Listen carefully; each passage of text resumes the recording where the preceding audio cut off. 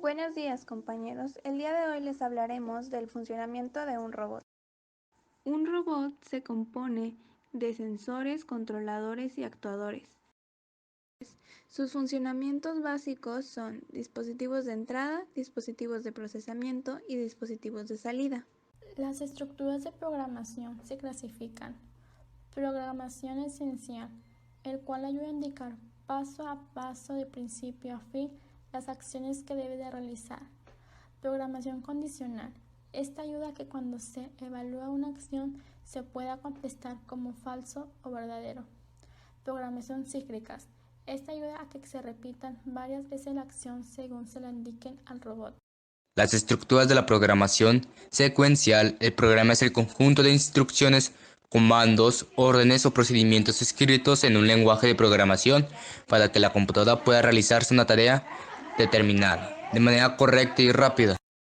La programación metodológica o proceso de construir un programa. Durante este proceso, el programa escrito acorde un sintaxis de un lenguaje de programación se prueba de pura simplemente y se da un mantenimiento. El desarrollo del software de programación se lleva a cabo a través de estas fases. Fase 1, la definición del problema. Fase 2, el análisis del problema. Fase 3, el diseño. Fase 4, la codificación. Fase 5, la depuración. Fase 6, documentación. Fase 7, implementación del programa. Fase 8, mantenimiento del programa. El lenguaje de programación permite especificar los datos que van a ser procesados y almacenados dentro del robot. La programación estructurada por bloques tiene una sección de códigos que permite que grupos de sentencias sean tratados como si fueran una sola, eliminando el obstáculo de la síntesis y concentrándose en la lógica de la programación. Una vez que aprendemos a programar, es más sencillo utilizar cualquier lenguaje de programación, aunque al inicio, mientras dominas, cometemos un montón de errores de síntesis, y a pesar de estos, a veces las computadoras siguen entendiendo solo el lenguaje binario, es decir, ceros y unos. De ahí existen lenguajes que van traduciendo para ser compatible a los humanos. Comandos de programación. Motores DC. El motor de corriente eléctrica continua o directa es una máquina que convierte energía eléctrica en mecánica. Provoca un movimiento rotatorio gracias a la locación de un único campo magnético. Tiene un fácil control de velocidad. Sus parámetros son el voltaje de operación y la corriente de operación. El voltaje de operación se refiere al voltaje del cual debe trabajar el motor, y la corriente de operación es la cantidad de corriente que el motor requiere. También está la velocidad, el torque y el control de velocidad. El bloque de comando DC motor. En este comando se puede controlar la velocidad y dirección del motor. Primero se debe de verificar físicamente en el robot es que esté conectado a su motor en el puerto de salida para saber cuál es el que estamos programando. Delay es una de las funciones más usadas en programación.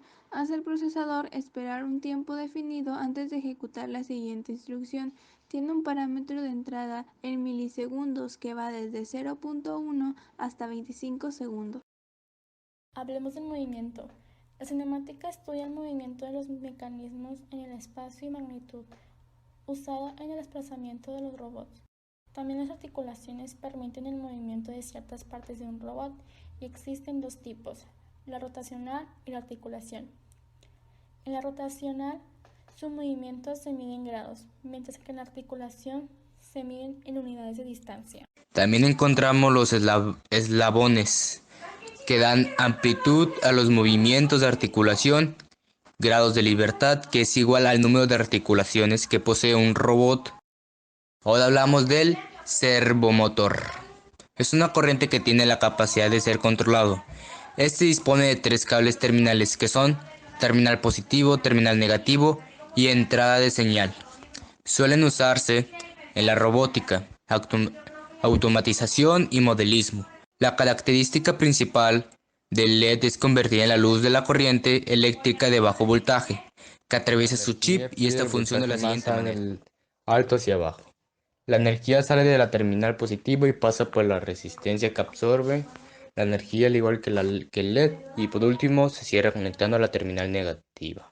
Pasemos a otro tema. El ON, que normalmente utilizamos para prender dispositivos o para programar luces LED, se puede hacer desde Logic, y el OFF, lo contrario, lo que usamos para apagar las cosas, y así como las cosas se pueden prender por comando, igual se pueden apagar.